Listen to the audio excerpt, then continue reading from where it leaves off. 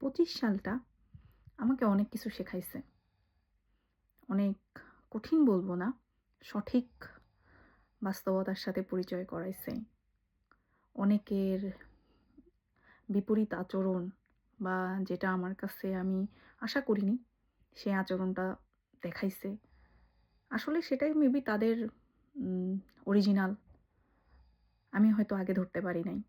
আমি হয়তো আশা করি নাই। সো 25 সালটা আমাকে অনেক কিছু শেখাইছে এবং অনেক কিছুর সাথে পরিচয় ঘটাইছে, যেটা আমি আশা করতে পারি নাই বিগত কয়েক বছরে। সো মানুষের নতুন রূপ চিনেছি, সত্যি চিনেছি। আসলে বাস্তবতাটা। আমার মার বড় মেয়ে আমি।